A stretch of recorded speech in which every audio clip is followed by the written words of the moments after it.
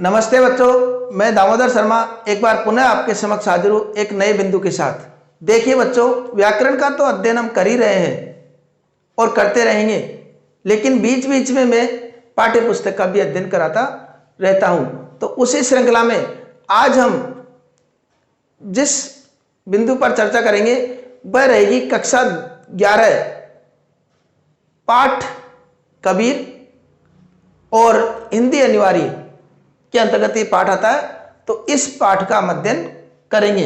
तो इस पाठ का अध्ययन करें उसके पूर्व पहले हम कबीरदास जी, जो कि इसके कवि है, इनके जीवन के बारे में कुछ परिचय ले लेते हैं। देखिए बच्चों, कबीरदास जी निर्गुण भक्ति के ज्ञानाश्रयी शाखा के प्रमुख कवि माने जाते हैं। ऐसे महानतम कवि कबीरदास जी का जन्म सन 1398 ईस्वी में हुआ तथा इनका निधन 1518 ईस्वी में हुआ। इन्होंने साहित्य जगत को बहुत कुछ दिया है। इनकी अगर प्रमाणिक रचनाओं की बात की जाए तो रचनाओं में इनकी प्रमाणिक रचनाएं बीजक मानी जाती है। और बीजक के भी 3 भेद माने गए, साखी, शबद और रमेली, ये 3 भेद माने गए। इसके अलावा कबीरदास जी ने अपनी रचनाओं में सदुकड़ी भाषा का प्रयोग किया है। सदुकड़ी भाषा के अलावा आपको पता होना चाहिए कि कबीरदास जी को समाज सुधारक भी कहा जाता है। अब प्रश्न ये उठता है कि समाज सुधारक तो अलग होते हैं, ये तो कवि है, तो फिर इनको समाज सुधारक क्यों कहा? तो उसका भी मैं जवाब देता हूं। क्योंकि समाज सुधारक वो होता है जो समाज में व्याप्त जो भी बुराइयां हैं उनका निदान के लिए प्रयास करे। और कबीरदास जी ने भी अपने पदों में समाज में व्याप्त जो भी कुरीतियां हैं, आडंबर है, अंधविश्वास है, रूढ़िवादिता है, इन सब का प्रतिकार किया है। तो ऐसे महानतम कवि का जो पद्यांश है आज हम पढ़ने जा रहे हैं। तो प्रथम पद्यांश पर पहले दृष्टि डालें तो प्रथम पद्यांश में कबीरदास जी ने माना है कि ईश्वर एक होता है। ईश्वर एक है, चाहे वो विभिन्न रूपों में हो सकते हैं, लेकिन ईश्वर एक ही है। प्रत्येक व्यक्ति को एक ही उस परम पिता परमेश्वर की आराधना करनी चाहिए।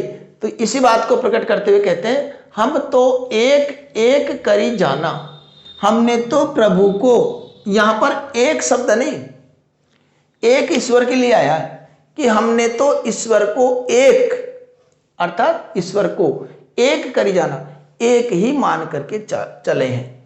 एक ही माना है हमने तो ईश्वर को एक ही माना है। ये कहीं न कहीं इस बात को प्रकट करता है कि कबीरदास जी एकेश्वरवाद पर विश्वास रखते थे, अर्थात उस परम पिता परमेश्वर एक ही ईश्वर को मानते थे। और क्या कहते हैं आगे, दो कहे, यहां पर देखो, हम तो एक एक करी जाना, इस पंक्ति का अर्थ देखा कि हमने तो प्रभु को एक ही करके माना है। एक शब्द का अर्थ हुआ ईश्वर और एक संख्या, तो दोनों के शब्द समान है, अर्थ भिन्न है। इसके कारण कौन सा अलंकार हो गया यहां पर? यमक अलंकार। अगर आप अलंकारों के बारे में जानकारी चाहते हैं तो आप पुराने हमारे जो अलंकार के वीडियो है वो निश्चित रूप से देख लीजिए। दो कहे, दो ही कहे तिन्ही को दो जग, और जो ईश्वर को दो कहता है, जो ईश्वर को दो कहता है, दो ही कहे, जो दो कहता है, तिन्ही, उसको दो जग नरक की प्राप्ति होती है।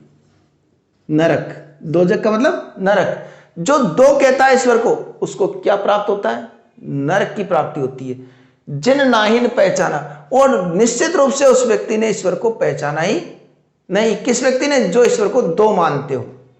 ईश्वर तो एक ही है, और जो ईश्वर को दो मानते हैं वो क्या होते हैं? नरक की प्राप्ति के भागीदार होते हैं।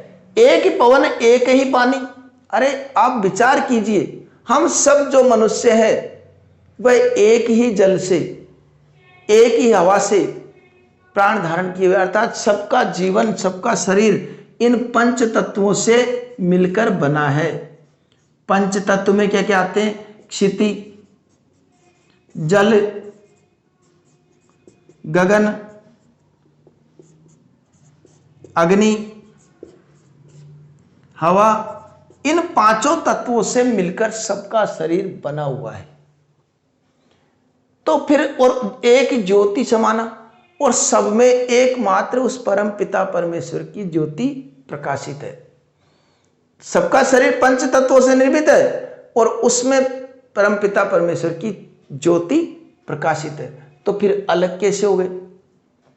सभी में एक ही ईश्वर व्याप्त है, फिर हम अलग कैसे कहें उनको? अलग नहीं है, वो ईश्वर एक ही है।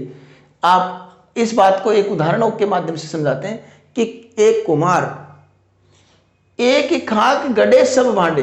एक खाक का मतलब एक ही मिट्टी से गढ़े गढ़ता है सब भांडे, सारे बर्तन एक ही मिट्टी से गढ़ता है। फिर भी क्या है, एक कोहरा साना, कोहरा मतलब कुम्हार जो है एक ही मिट्टी से सारे बर्तन बनाता है। नाम अलग अलग देते हम, कोई घड़ा कह देगा, कोई मटका कह देगा, कोई मटकी कह देगा, कोई कुछ भी कहे, लेकिन मिट्टी तो एक ही है ना। बिना मिट्टी के बर्तन बन जाते क्या? बिना मिट्टी के बर्तन नहीं बन सकते। उसी प्रकार क्या बिना परमात्मा के वो व्यक्ति जीवन धारण कर सकता है क्या? परमात्मा की कृपा से ही वो व्यक्ति जीवन धारण किए हुए हैं। जब परमात्मा एक ही सबके हृदय में विराजमान है तो फिर अलग कैसे हो गए? हम अलग अलग मानने की भूल क्यों कर रहे हैं? तो मिट्टी के बिना क्या बर्तन बनाए जा सकते हैं? नहीं बनाए जा सकते। उसी प्रकार उस परमात्मा के बिना कोई व्यक्ति जीवन भी धारण नहीं कर सकता। वो परमात्मा की एक ज्योति सबके अंदर विराजमान है। एक बात और देखिए, परमात्मा आत्मा के बारे में कुछ बताया कबीर दास जी ने। जैसे बाड़ी काष्ठ ही काटे, बाड़ी का मतलब बढ़ई। बढ़ई कौन होता है? कारीगर, कारपेंटर जिसको बोलते हैं। बढ़ई एक काष्ठ ही काटे, बढ़ई केवल लकड़ी ही काट सकता है। बढ़ई कोई भी बात काटता है, लकड़ी काटता है तो लकड़ी ही काट सकता है। वो लकड़ी के अंदर विराजमान अग्नि न काटे कोई, उस लकड़ी के अंदर विद्यमान उस अग्नि को वह नहीं काट सकता है। आपने देखा हो प्रत्येक लकड़ी के अंदर आग विद्यमान रहती है, लेकिन वो दिखाई नहीं देती। उस लकड़ी के कितने ही टुकड़े कर दो, अग्नि के टुकड़े वो नहीं कर सकता। अग्नि तो प्रकट उसके अंदर हो ही जाती है। उसी प्रकार व्यक्ति के जीवन को, शरीर को समाप्त किया जा सकता है, आत्मा को कभी समाप्त नहीं किया जा सकता, क्योंकि आत्मा तो उस परमात्मा का अंश है और परमात्मा का अंश कभी समाप्त नहीं हो सकता। आत्मा में तो परमात्मा का वास है, इसलिए उसको नष्ट नहीं किया जा सकता। उसी प्रकार जैसे लकड़ी को काटा जा सकता है, उसके अंदर व्याप्त अग्नि को नहीं काटा जा सकता। अगला, सब घटी अंतर तू ही है। हे प्रभु, आप सभी के हृदय में विराजमान हो, धरे स्वरूपे सोई, और अपना स्वरूप धारण करके आप सभी के हृदय में हमेशा विद्यमान रहते हो। माया देखी, लेकिन ये दुर्भाग्य है। आप सभी के हृदय में विराजमान रहते हो, लेकिन ये संसार का दुर्भाग्य है कि माया देखी के जगत लुभाना। लेकिन ये संसार इस माया को देख करके लुभाना, लोभ में पड़ जाता है, लालच में आ जाता है। इस मोह माया को देख करके संसार लालच में पड़ जाता है। और काहे रे नर गर्भाना, अरे व्यक्ति, हे मानव, तू क्यों इस पे इतना घमंड करता है? किस पर? इस मोह माया पर, जिसके चक्कर में तू सब कुछ भूल जाता है, ईश्वर को भूल जाता है। तुम ये भी ध्यान नहीं रख पाते कि जिस ईश्वर ने हमको जन्म दिया है, जिस ईश्वर की कृपा से हम जीवन धारण किए हुए हैं, उसको ही तुम भुला देते हो इस मोह माया के चक्कर में। और मोह माया क्या है? ये तो नष्ट हो जाएगी। ये तो एक स्वप्न की तरह है। जैसे व्यक्ति जीव जब सोता है, जैसे उदाहरण के रूप में हम माने कि आप भी सोते हो, हम भी सोते हैं, सभी सोते हैं, लेकिन सोते समय जो स्वप्न आते हैं, तो स्वप्न अच्छे हो या बुरे हो, जब हम स्वप्न देखते रहते हैं तो कैसा लगता है? हमको लगता है जैसे वास्तविकता यही है। लेकिन जब नींद खुलती है तब पता लगता है कि वो वास्तविकता नहीं है, वास्तविकता तो ये है। तो उसी प्रकार इस मोह माया के प्रभाव में पड़कर के व्यक्ति ये सोचता है कि मेरा जीवन का लक्ष्य यही है, यही जीवन का सार है, और उस सार के चक्कर में पड़ करके और वह अपना जीवन बर्बाद कर लेता है। इसलिए मोह माया में पड़ करके अपना जीवन बर्बाद मत करो, इतना अहंकार मत करो इस मोह माया पर।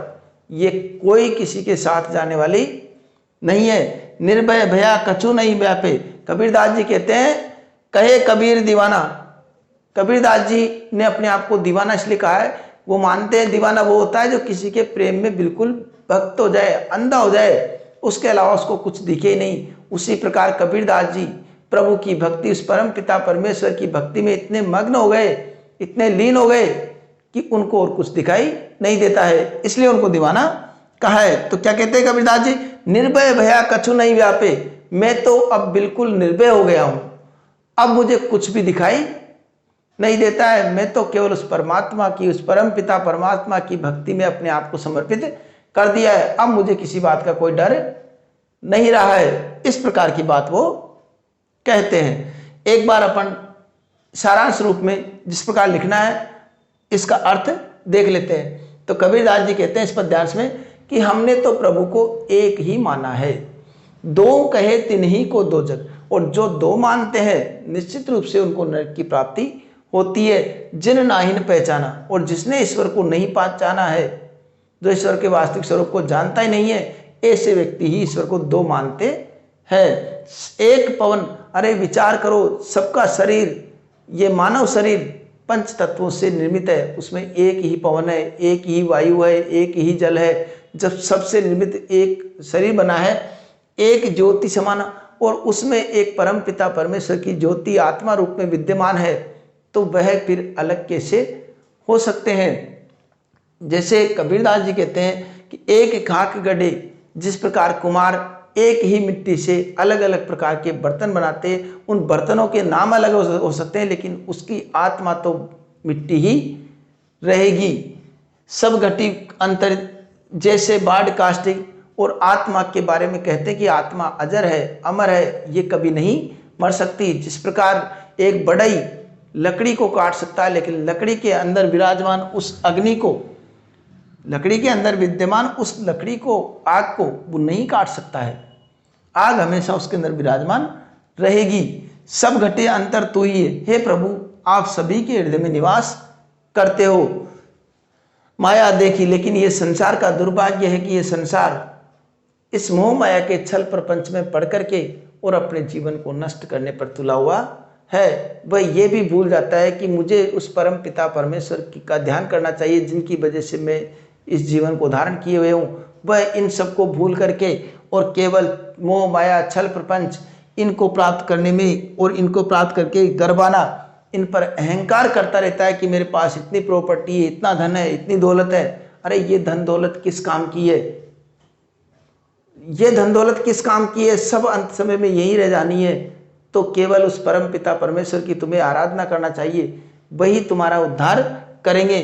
कबीरदास जी आगे कहते हैं कि कहे कबीर दीवाना, कबीर दीवाना जी कहते हैं कि निर्भय भया, मैं तो प्रभु के प्रति अपने आप को समर्पित करके, उस परम पिता परमेश्वर को अपने आप को समर्पित करके निर्भय हो गया हूँ, अब मुझे कुछ भी दिखाई नहीं देता। मतलब दिखाई कुछ भी से मतलब यहाँ पर है कि छल मोह माया छल कपट ये सब बातें मेरे से काफ़ी दूर हो गई है, मैंने तो अपने आप को प्रभु के प्रति समर्पित कर दिया है। ये इसकी व्याख्या होती है। अब बात आती है व्याख्या लिखे कैसे। प्रश्न आएंगे जब तो व्याख्या दे ही देंगे हम। अब प्रश्न के साथ साथ कुछ व्याख्या अगर पूछते हैं तो व्याख्या किस प्रकार हम लिखें उसको देखिए आप। व्याख्या लिखते समय सर्वप्रथम हमको प्रसंग लिखना पड़ेगा, प्रसंग लिखना पड़ेगा। प्रसंग लिख लिया। अब प्रसंग में क्या लिखना है, ये हमको अभी इस पंक्ति को जिसमें प्रसंग लिखा है उसको खाली छोड़नी है और उसके नीचे वाली पंक्ति से यहां से प्रस्तुत पद्यांश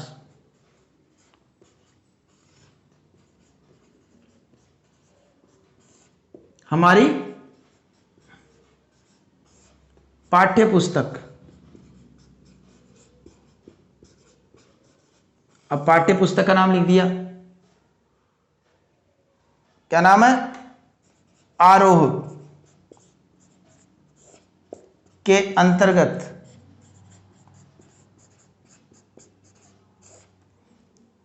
निर्गुण भक्ति के प्रमुख कवि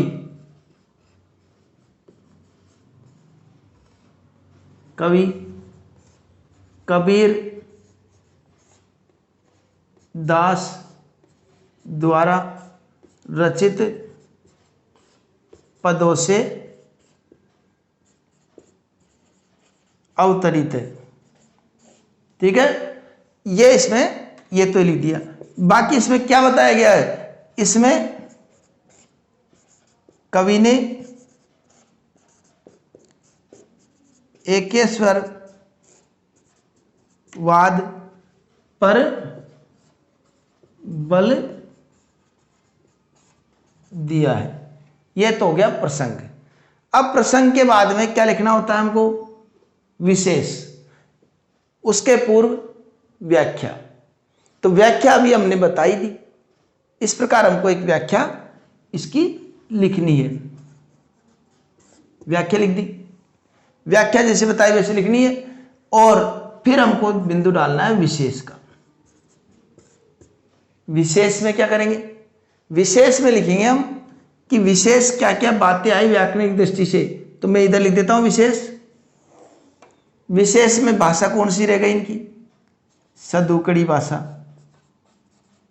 कौन सी भाषा हुई, सदुकड़ी भाषा।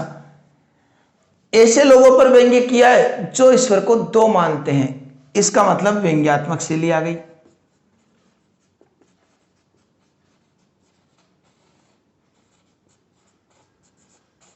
एक एक करी जाना, यहां पर कौन सा अलंकार बताया था, यमक। तो यमक अलंकार लिख देंगे,